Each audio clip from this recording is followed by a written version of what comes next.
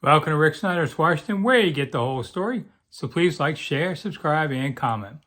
And fingers crossed for Vernon Davis, former Maryland Terrapin, Washington Commander, and a lot of other places, who's now up, was first time up for the College FB Hall of Fame ballot.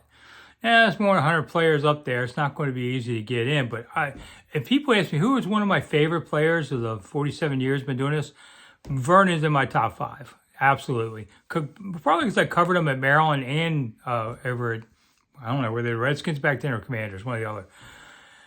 I remember the first time I saw Vernon, first day in college, I was covering practice. And I called John Keim up and said, hey, Maryland's got a tight end better than anybody ever at Redskin Park.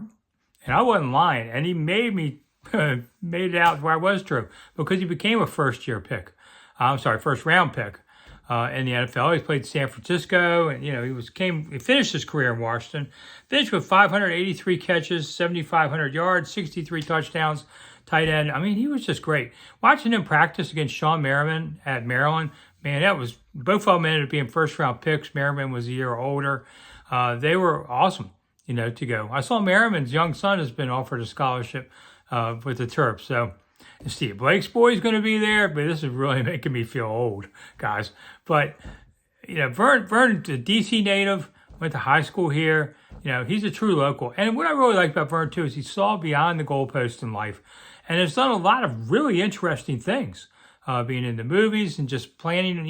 He's used his money to become an entrepreneur. He's done everything right, everything. So I'm hoping he makes the College Hall of Fame first time, but he'll get there eventually, I'm sure. I'm Rick Snider. Thanks for coming. I'll see you soon.